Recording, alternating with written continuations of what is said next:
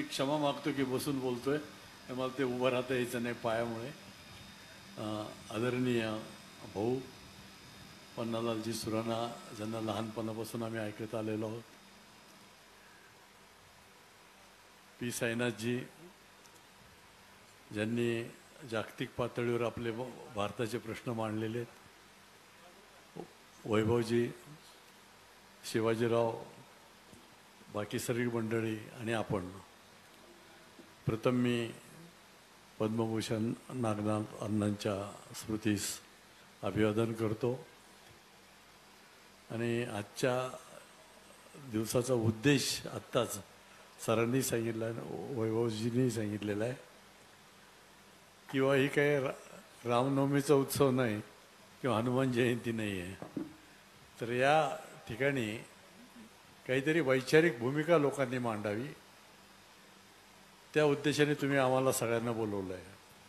आणि खरं पाहिलं तर हे ज्येष्ठ विचारवंत माझ्या बाजूला असले की आपण काय बोलायचं हे मला प्रश्न पडला की यांच्यासमोर आपण काय बोलायचं. त्या ठिकाणी एक ठीक आहे की रन चालतंय, स्टँड नको आता. ज्या परिसरात स्वतः कधी चेअरमन झाले नाहीत का संचालक झाले नाहीत आणि आयुष्य सगळं त्या गेस्ट हाऊसच्या एका रूममध्ये काढलं, अशा अण्णांना मी जवळून पाहिलं आहे. काही 15-20 वर्षापूर्वी इथे आलो होतो कारखान्यात, आणि आमचं भाग्य आहे की ही सगळी मंडळी आम्ही पाहिलीत, हे म्हणून आम्ही आम्हाला भाग्यवान समजतो. आज या विचारांचे लोक किती आहेत महाराष्ट्रात. मला वाटतं इकडे सुराणा साहेब आहेत.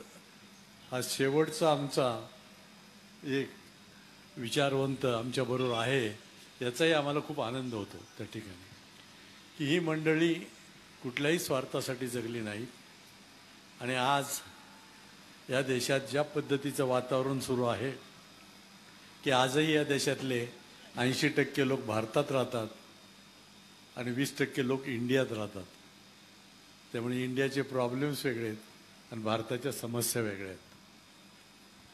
हा वाळव्याचा परिसर हा भारतातला आहे सगळा, क्रांतीवीरांचा हा सगळा परिसर आहे.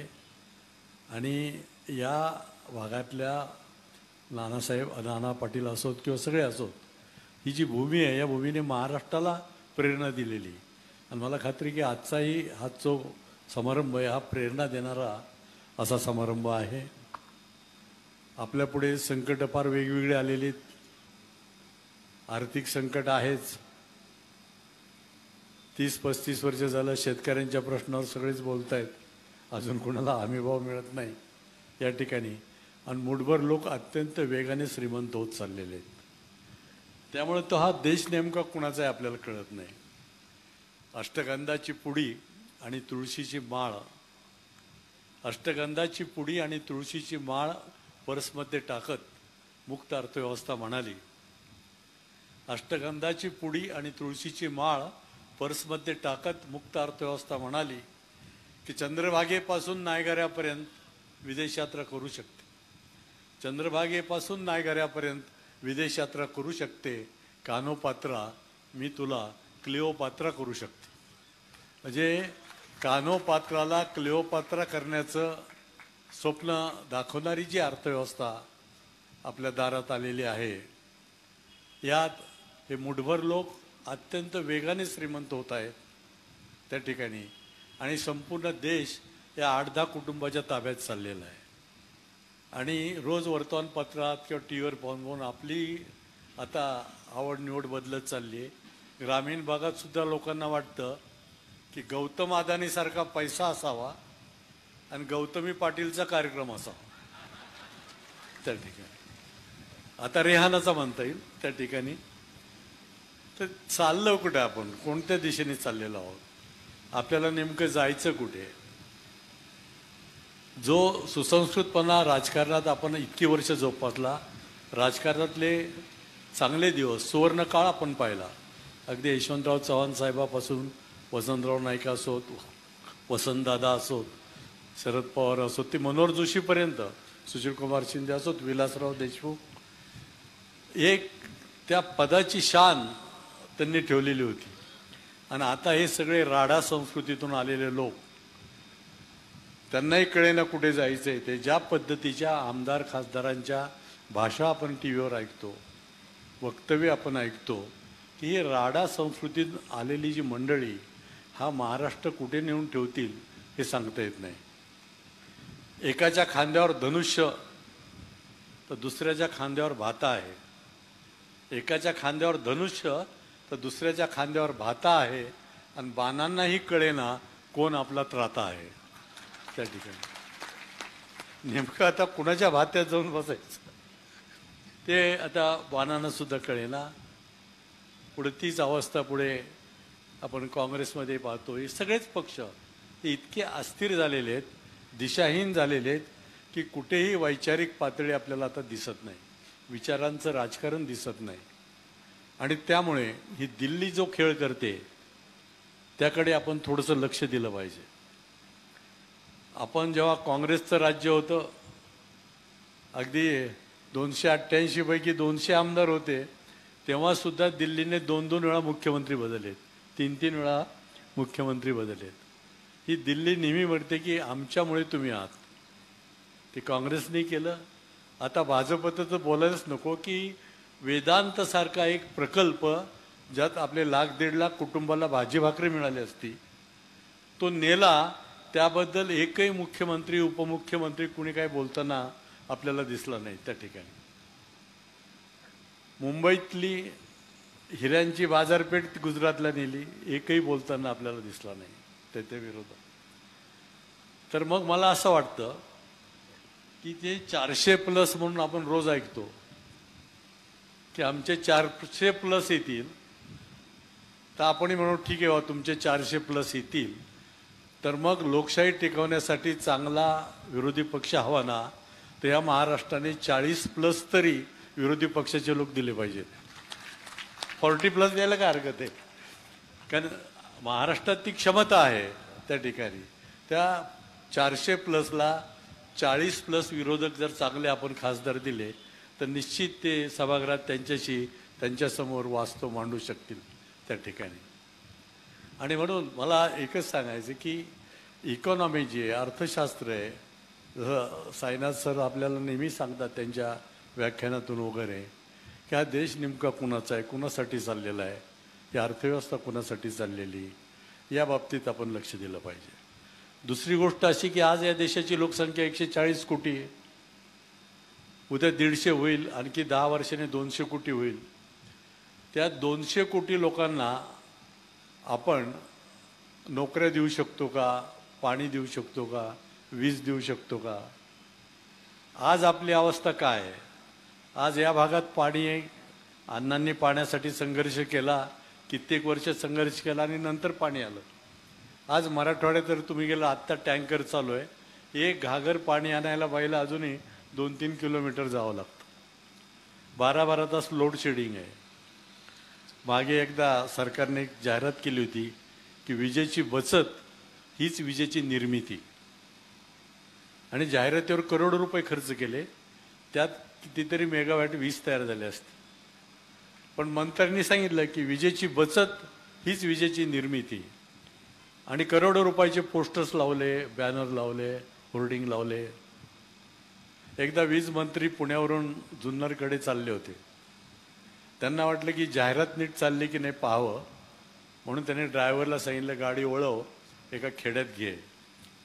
वीज मंत्र्याची गाडी वळली, वळसे घेत वीज मंत्र्याची गाडी एका खेड्यात आली.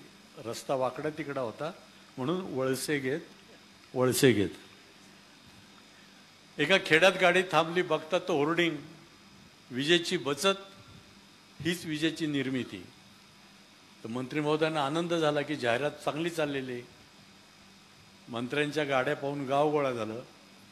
मंत्र्यांनी गावकऱ्यांना विचारलं, बोर्ड वाचला का? गावकरी म्हटले नाही हो, काय लिहिले त्यावर? म्हणजे तुम्हाला वाचता येत नाही? म्हणजे नाही. गावात कुणालाच वाचता येत नाही? म्हणजे नाही. गावात शाळा नाही?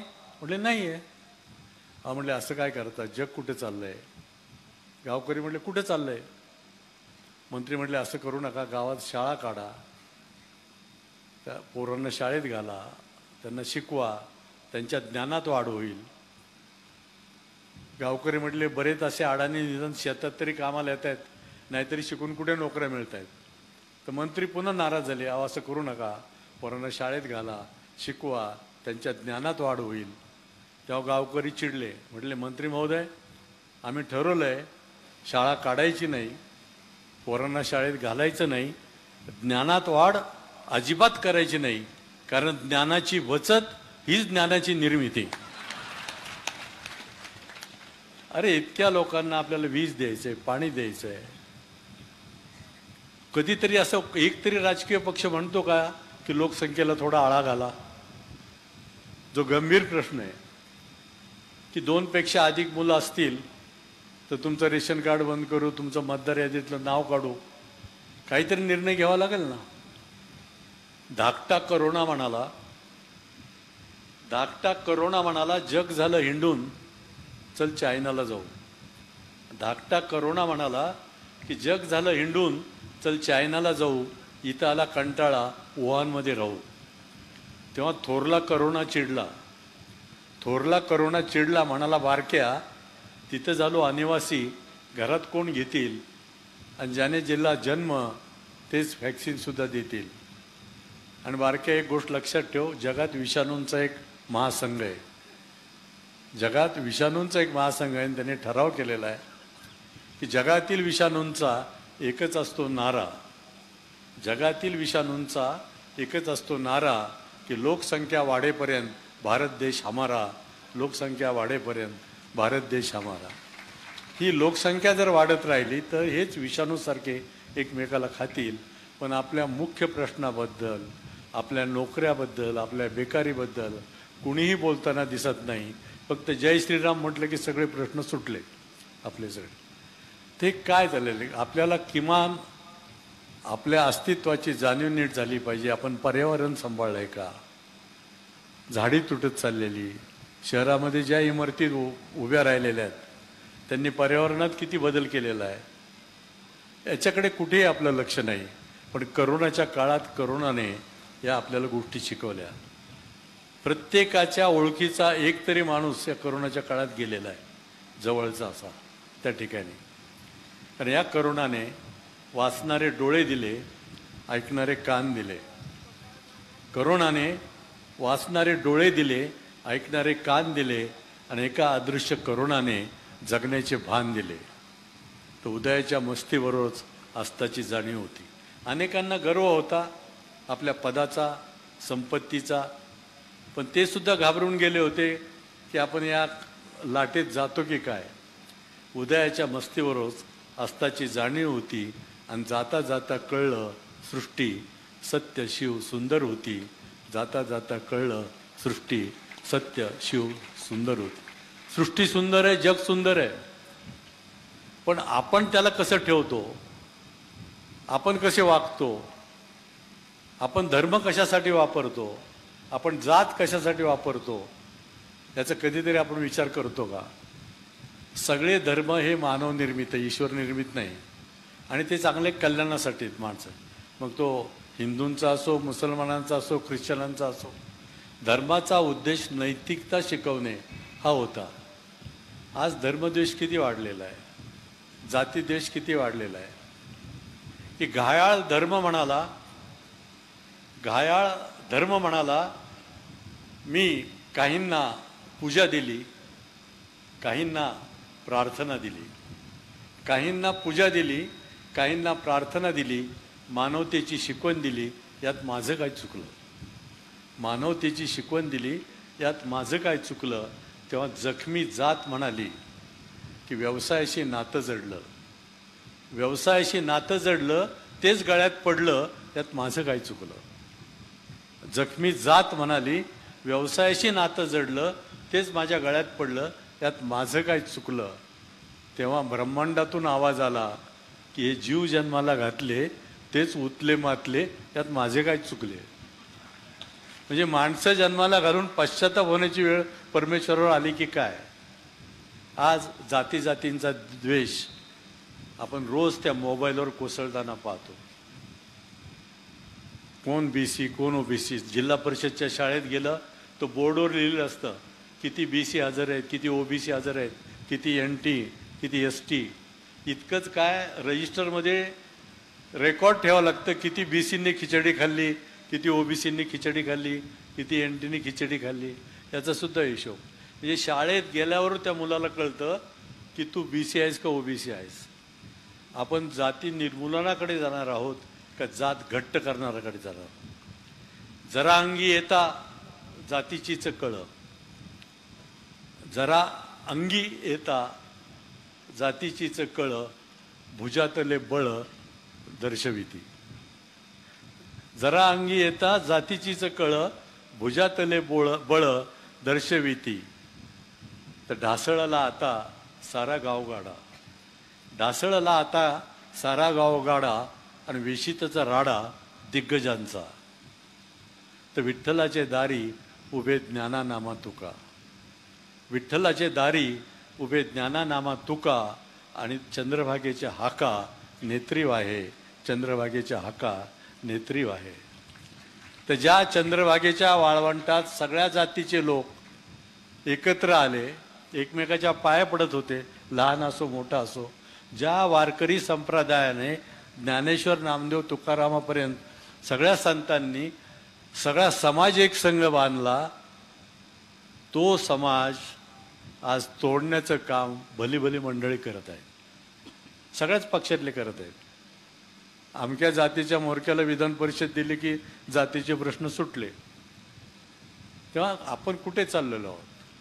निवडणूक येता जवळ, नेता दिसे शुभ्र धवल, त्यास हवे बहुजन बळ जिंकण्यासाठी. हा या जातीचा नेता, तो त्या जातीचा नेता, सर्वांना जवळ घेता यशदारी. तो तळातील BC, तो गाळातील OBC, खेळतील लेझिमदारासी आनंदाने. मंत्रिमंडळात मात्र BC OBC अपात्र, ते 50% पात्र असू नये. तर जे प्रश्न असती बिकट, ज्याचा गुंता नाही सुटत, ते ठेवावे भिजत कुजविण्या. ते केली स्थापन समिती येई आरक्षणा गती. हे 25 वर्षापूर्वी लिहिलेलं आहे, आज नाही. केली स्थापन समिती येई आरक्षणा गती, ऐशी आशा धरिती येडे खुळे. तर जे आठवले ते रामदासा सांगितले. जे आठवले ते रामदासा सांगितले. आणि आरक्षणाऐवजी मागितले पद सरकारी. सरकारी पद मिळालं की ती जात गप्प बसते लगेच. कोणत्या दिशेने आपण हे सगळे महापुरुष होते, कधी कुणी कुणाची जात पाहिली त्या ठिकाणी. स्वातंत्र्याच्या लढ्यात हे लढले खांद्याला खांद्या लावून, ते काय जातीसाठी लढले का. तेव्हा आपला प्रवास हा वेगळ्या दिशेने चाललेला आहे. मित्रांनो, खरं पाहिलं तर आपल्याला या 2 मोठ्या नेत्यांना ऐकायचं आहे, म्हणून मी जास्त वेळ बोलत नाही. एका कवितेने मी समारोप करतो. त्यात आजकालचे ते सगळे प्रश्न येतील, ते कमीत कमी ओळीत तुम्हाला तुमच्या पुढे मांडतो. पुन्हा एकदा वैभवजींना आणि या सर्व कारखान्याच्या परिसरातल्या सगळ्या संचालक मंडळाला, शिक्षणाच्या परिसरातल्या सगळ्या प्राध्यापकांना धन्यवाद देतो की तुम्ही आज आम्हाला इथं निमंत्रित केलेलं आहे. आपण यापेक्षाही आता महत्त्वाचं ते ऐकणार आहोत. तर एक कविता मला करुणाने सांगितली. तशा तर कविता आम्हाला कुणीही सांगतं रस्त्याने जाता येता. कधी कधी जनावरंसुद्धा इतकी माणसापेक्षा चांगलं बोलतात की माणसं पशुसारखी का वागतात ते कळत नाही. पर म्हणजे गेल्या काही वर्षापूर्वीची गोष्ट आहे. महाराष्ट्र शासनाने दुधाला 3 रुपये दरवाढ मंजूर केली. सरकारला काहीच द्यायचं नव्हतं. देणारे गिराईक होतं आणि घेणाऱ्या दूध डेऱ्या होत्या. त्यामुळे पहिल्या पानावर बातमी आली की महाराष्ट्र शासनाने दुधाला लिटर मागे 3 रुपये दरवाढ दिलेली. ते वर्तमानपत्र वाऱ्याने उडत उडत एका गोठ्यात येऊन पडलं. इकडे म्हैस बांधलेली होती, एकीकडे गाय बांधलेली होती. आणि म्हशीने ते पूर्ण वर्तमानपत्र वाचलं. पहिली बातमी की दुधाला 3 रुपये दरवाढ मिळाली. बाजूला गाय होती, म्हटली हे काय पेपर वाचतेस, चगडायचा द्यायचा फेकून. म्हैस म्हणली थांब म्हणले खाली अजून एक बातमी. ती बातमी अशी होती की 7वं वेतन न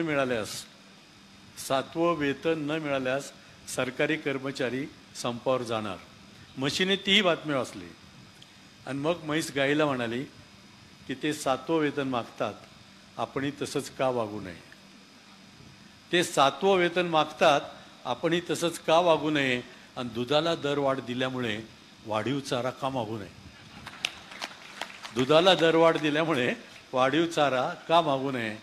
तेव्हा वासराकडे पाहत गाय म्हणाली, समाजातली सात्विकता. वासराकडे पाहत गाय म्हणाली की इतरांच्या लेकराबाळासाठी जगावं, आपलं दुःख कुणाला सांगू नये. अरे आपण तर साधी जनावरं, माणसासारखं वागू नये. आपण तर साधी जनावरं, माणसासारखं वागू नये. हे रंगीबेरंगी काटेरी चेंडू, करोना वेगवेगळ्या रंगाचे, हे रंगीबेरंगी काटेरी चेंडू अंगाभोवती घोंगावू लागले. मी हात उगारणार तोच त्या काटेरी चेंडूंना काटेरी हात फुटले. हिरवे काटेरी, केसरी काटेरी आणि निळे काटेरी. हिरवे काटेरी, केसरी काटेरी, निळे काटेरी, त्या सर्व काटेरी हातांनी मला अलगद उचलले, उंच हवेत फेकले आणि मी एका झाडाच्या फांदीवर दंदिशा आदळलो, कळवळलो. तेव्हा तो पहिला चेंडू म्हणाला, बोल बोल, या झाडावरचे पक्षी गेले कुठे. या झाडावरचे पक्षी गेले कुठे. मी फांदीला धरून उठणार तोच त्या काटेरी हातांनी मला पुन्हा अलगद उचलले, उंच हवेत फेकले आणि मी उंच इमारतीच्या टेरेसवर दंदिशा आदळलो, कळवळलो. तेव्हा तो दुसरा काटेरी चेंडू म्हणाला, बोल बोल, या टावर खालची झाडे गेली कुठे. या टावर खालची झाडे गेली कुठे. मी केबलला धरून उठणार तोच त्या काटेरी हातांनी मला पुन्हा अलगद उचलले, उंच हवेत फेकले आणि मी हायवेच्या टोलनाक्याच्या टपावर, हायवेच्या टोलनाक्याच्या टपावर दंदिशा आदळलो आणि घसरत घसरत सर्व्हिस रोडच्या खडीवर जाऊन पडलो, कळवळलो. तेव्हा तो तिसरा काटेरी चेंडू म्हणाला, बोल बोल, या हायवे खालची, या हायवे खालची माणसे जोडणारी पाऊलवाट, या हायवे खालची माणसे जोडणारी पाऊलवाट गेली कुठे. मी खडीवरून उठणार तोच त्या काटेरी हाताने मला पुन्हा अलगद उचलले, उंच हवेत फेकले आणि संसदेत जाऊन मी दंदिशा आदळलो. संसदेत जाऊन दंदिशा आदळलो. माझ्या भोवती घोंगावणारे ती रंगीबेरंगी काटेरी चेंडू पाहताच सभागृह रिकामे झाले. तेव्हा चौथा काटेरी चेंडू म्हणाला, बोल बोल, या सभागृहात, बोल या सभागृहात चांगले सदस्य पाठवणारे, चांगले सदस्य पाठवणारे मतदार यादीतील चांगले मतदार गेले कुठे. या सभागृहात चांगले सदस्य पाठवणारे मतदार यादीतील चांगले मतदार गेले कुठे. मी राजदंड धरून उठणार तोच त्या काटेरी हातांनी मला पुन्हा अलगद उचलले, उंच हवेत फेकले आणि मी एका हॉस्पिटल बाहेर उभे असलेल्या ॲम्ब्युलन्सवर दंदिशा आदळलो आणि घसरत घसरत ऑक्सिजनच्या सिलेंडरवर जाऊन पडलो, कळवळलो. तेव्हा तो पाचवा काटेरी चेंडू म्हणाला, बोल बोल, तुझा ईश्वर राहतो कुठे. बोल, तुझा ईश्वर राहतो कुठे. शोध घे, शोध घे, अन्यथा मी पुन्हा येईन, मी पुन्हा येईन, मी पुन्हा येईन.